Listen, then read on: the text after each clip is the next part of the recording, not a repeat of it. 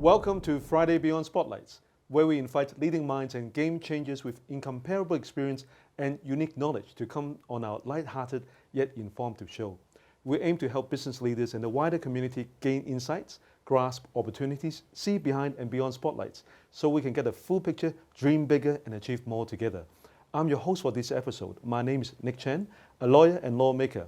Friday Beyond Spotlights is honored and pleased to present to you our guest today, the Honorable Algernon Yau, JP, the Secretary for Commerce and Economic Development. His portfolio covers policy areas from trade, commerce and telecommunication, broadcasting, from promotion of intellectual property and consumer protection to boosting inward investment. Algernon, welcome to Friday Beyond Spotlights. Nick, thanks very much. Algernon, to many of our international business audience who has not been back in Hong Kong partly due to the then COVID-19 quarantine requirements, is Hong Kong now open for business? What I'm seeing today is a very energetic Hong Kong. Since the relaxation of the COVID-19 restrictions, business are coming back. In last year, we run the financial summit, the Rugby 7, and also other activities, snooker tournament as well. So Hong Kong is slowly back to normal, and we are seeing people moving around, especially across the border. And many people are flying out and in of Hong Kong. You can see the number of flight movements are adding day by day. So Hong Kong is slowly coming back. Well, for our friends who are thinking about expanding their operations in Asia, coming to Hong Kong as a regional or global headquarters, can you share some interesting facts and maybe some government initiatives helping with that? Hong Kong is a free trade city, and we welcome business to come to Hong Kong to do business. Hong Kong is also a financial center, and under the 14th five-year plan by the nation, we are going to build 4 more centers in Hong Kong. One is the International Property Trading Hub, Art and Cultural Center, Innovation and Technology Center, and also Aviation Hub as well. So together with the already on hand 4 centers, Hong Kong is moving very, very aggressively to promote the city to do business with the world. What, in your opinion, is the most important resource to make all these plans come to fruition? Well, I think we should have good policy by the government to attract enterprises to come to Hong Kong so that they will set their regional office, head office in Hong Kong, take the talents to come to Hong Kong, enjoy the business for the longer term development of the city. According to the policy address announced by the Chief Executive in October last year, we are setting up an office to attract strategic enterprises to do business in Hong Kong. And the office has been in function recently. Great. And we are also using our overseas office, 17 offices all around the world, to promote the idea and to talk to the strategic enterprises, to invite them to come to Hong Kong to settle down.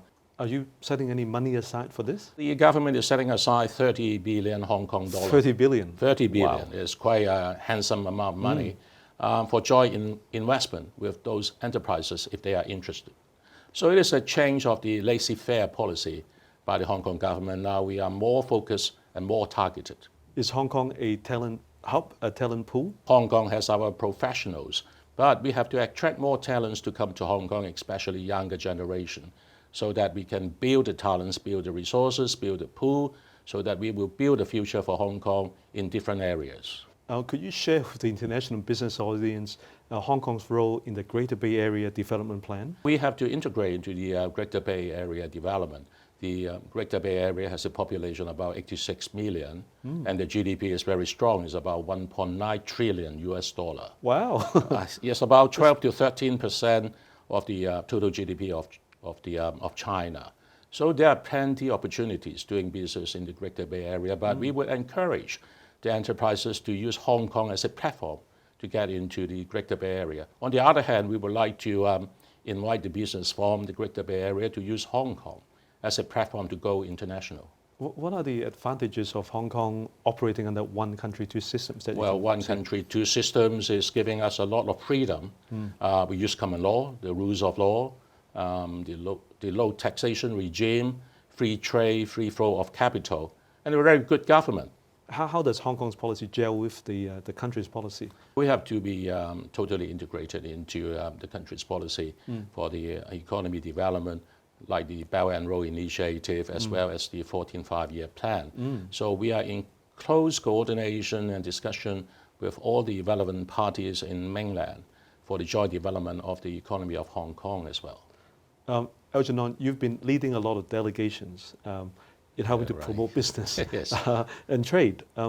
How is the international business community responding? Well, I've been to Cambodia, and I just came back recently from Vietnam, taking a delegation of about 70 people to visit the country. I went to Hanoi and I visited the industrial park in what they call the Hong Yen province. I saw very good development over there. I met with their ministers on trade and industry, planning and investment, and also science and technology. All of them show the great interest about cooperation with Hong Kong. And of course, our Hong Kong business sectors are also interested to invest in Vietnam. So I'm seeing very good opportunities for cooperation with those ASEAN country members. Do they see Hong Kong as a gateway to and from China? I think this is our advantage. Everybody is seeing Hong Kong as a platform for doing business with Greater Bay Area and also with other cities in China. Can you share with us the Hong Kong's role or potential future role in RCEP? RCEP is a very interesting subject. RCEP is formed by 15 countries, the 10 ASEAN countries plus China, Australia, New Zealand, Japan, and Korea. We have signed free trade agreement with 13 out of the 15 members. And So what's a big deal to add two more? Does it work like that? Because we haven't signed anything with Japan and Korea. So that is a very important step so that we can enjoy the free trade agreement arrangement, tariff boundaries and custom boundaries, etc., so that we can do trade more freely. And we have applied for our accession since January 2022. It will take about 18 months' time for the accession. So I've been lobbying with all the ASEAN countries and other members for our accession, and most of the countries are showing positive support to our application. Can I ask, how does the rules of origin change under RCEP? What opportunities does it open to businesses? Well, because RCEP is formed by 15 countries, allowing lowering of the tariff and custom boundaries, trade of services, etc. So that will provide a very healthy environment for the business sectors for doing business with the RCEP countries. Now, you've been super proactive in enhancing trade policies, improving business. That's my job. And the business operating environment. Can you share any other major recent developments for the international business audience? OASIS, that's what we call the Office of Attracting Strategic Enterprises, is a new initiative for international business so that they can come to Hong Kong. And we will offer a one-stop shop arrangement for them. And there are policies including land, taxation, finance, visa, and also one-stop shop for their kids coming to study in Hong Kong. So that will be a tailor-made or bespoke package for enterprises who are interested to settle in Hong Kong so that they will feel Hong Kong as their home.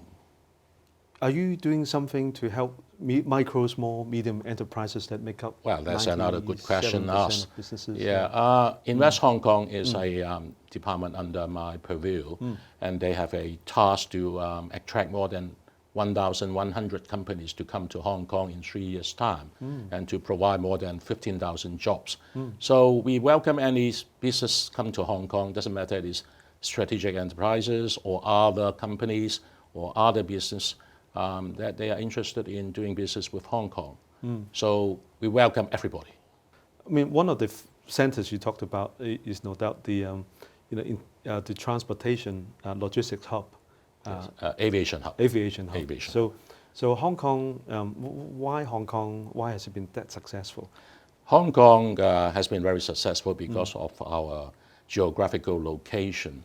In 5 hours flying time, we cover about half of the world's population. Wow. And we operate to many destinations, more than I think 200 destinations connecting from Hong Kong to the world. And Hong Kong is a transfer point for many passengers. What do you like most about Hong Kong system or advantages that makes it so unique that compared to the other international cities in the world, you would say this is the place? Hong Kong has been successful because of the people in Hong Kong. I would say the Lion Rock spirit Yes. is what we base upon to make Hong Kong so successful. For international audience, what is the Lion Rock spirit? Well, I mean, the can-do spirit. Yes. And then we are able to face all challenges all the time over the years. Under difficult situation, Hong Kong people can stand up again and again against all odds. And in terms of connecting with the national development plans, what advice would you give to young people? For the young people, they have a choice of their career, and joining the public service is one of the choice. If they would like to join the government, my advice for them is that don't take it as a job, take it as a career, and with strong commitment to serve the city and the nation. Algernon, does the government have any specific measures to invite talents and business people to come to Hong Kong? Definitely there is a plan by the government to invite people to come to Hong Kong. I think they have bought 500,000 tickets. Whoa! To relaunch Hong Kong so that they can give the tickets to the people to come to Hong Kong so that they can come and see. Seeing is believing, seeing Hong Kong is back to normal. Thank you, Algernon. We'll be right back.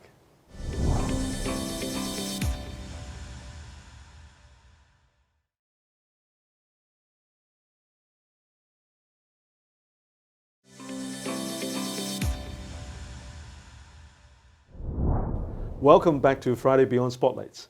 We have with us today Algernon Yau, JP, the Secretary for Commerce and Economic Development. His portfolio is very wide, covers policy areas from trade, commerce to telecommunications and broadcasting, from promotion of intellectual property and consumer protection to boosting inward investment. Who is Algernon Yau behind and beyond Spotlights? Who or what defining moments in his life shaped him into who he is today? We'll get to learn more in this show and tell segment, where we would go behind and beyond glaring spotlights as our special guest today brings an item that has a special significance to him. Algernon, please show us that item. Well, here it is. That's some aircraft model. It gives me a lot of memories about my life. Okay, may I? My first job was in aviation. And then all along, I played with my career with aviation for 42 years before I got a chance to join the public service. And during my time in aviation, I was very lucky.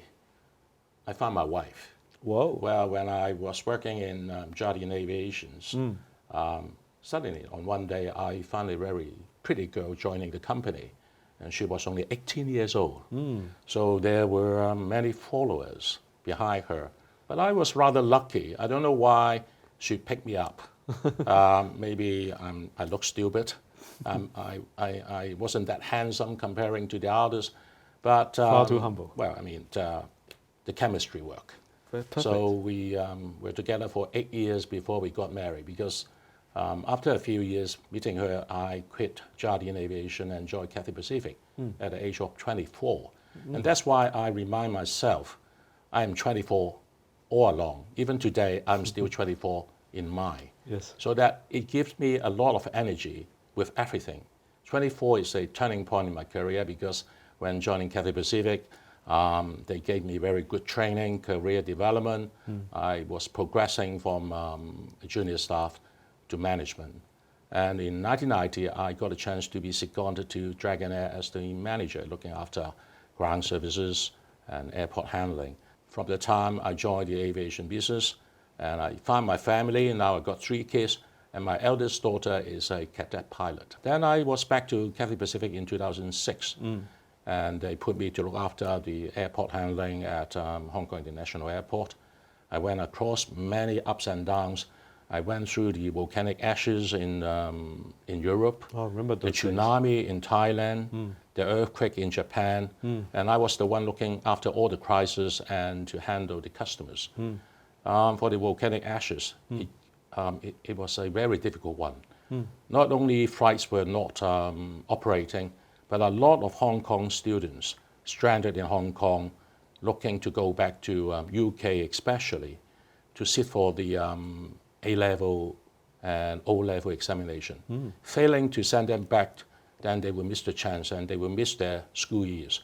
So I got a very heavy responsibility to help those young people going back. And other elderlies, they have to go back to Europe as well. Yes. So days and nights, I was working in the airport for 7 to 8 days continuously, days and night handling those people. I managed to send most of the kids back to UK to sit for the examination. Wonderful. And I received many compliments from them as well. And the tsunami as well, how can I save all those Hong Kong people stranded in Thailand? We sent charter aircraft to a small airport for them to come back.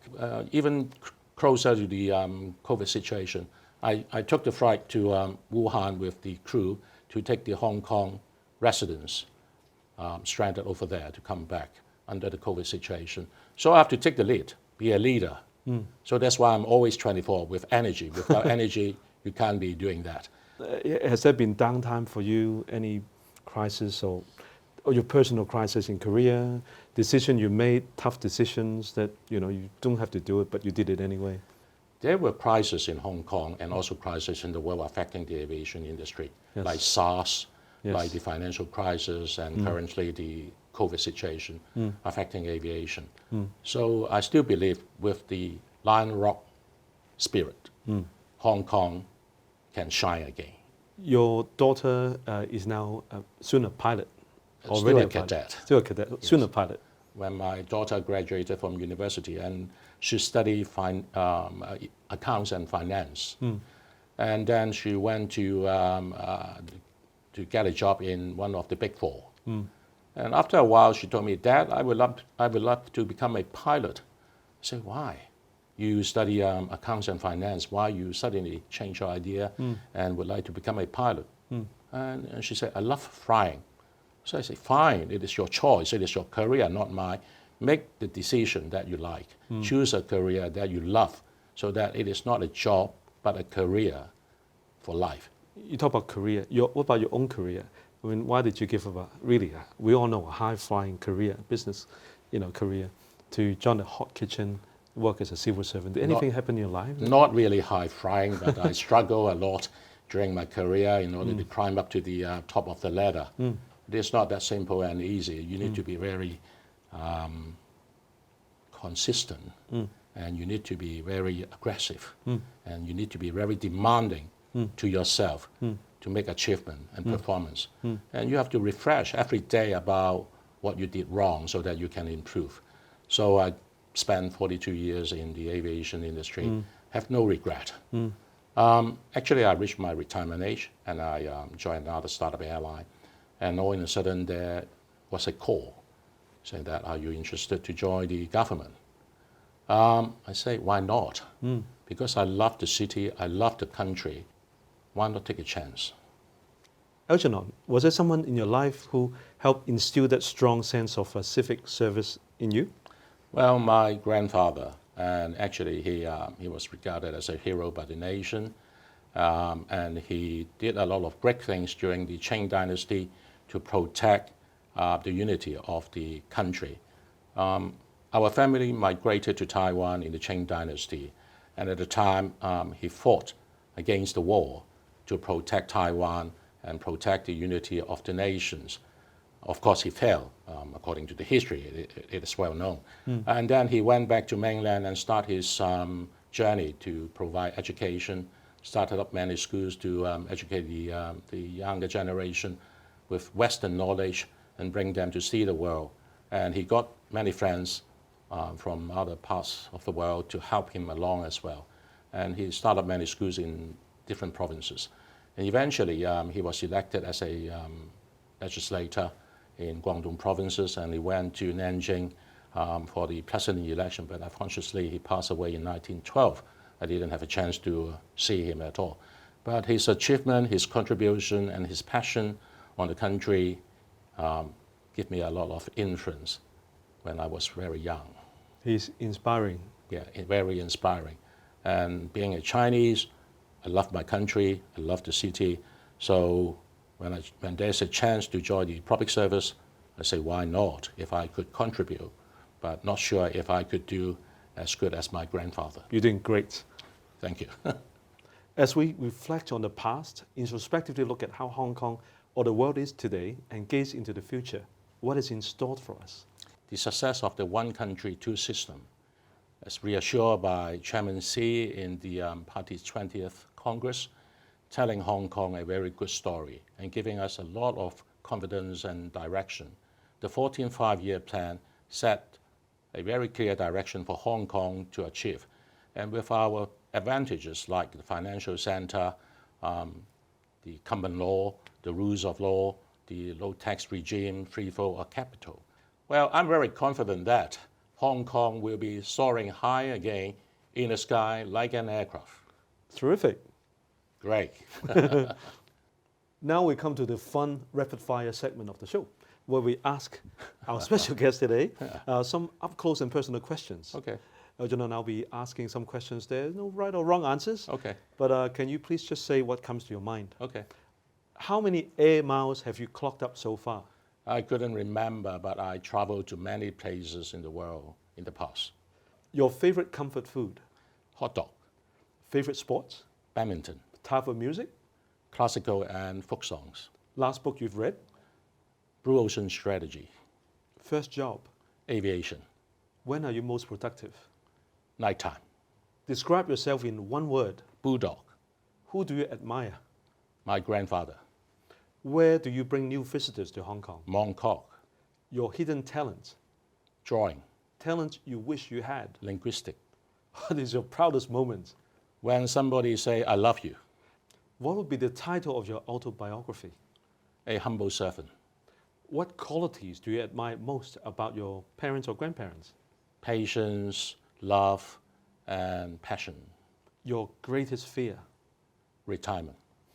What advice would you give to your younger self? Be more aggressive, be more humble. What legacy would you like to leave behind? A name that people will speak about and remember.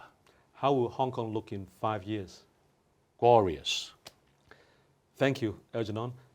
Algernon, can you share with us suggestions or well wishes for Hong Kong? Well, Hong Kong has gone through 3 years of the pandemic, facing a lot of challenges. But I am very confident Hong Kong is back. And in future, Hong Kong will shine again as the pearl of the Orient. Algernon, thank you for joining us on Friday Beyond Spotlights. Thank you very much, Nick. Thank you. Algernon, this is the $1 million view waiting for guests from out of town. Well, absolutely. This is the beautiful scene, which we can use it to tell the good story about Hong Kong.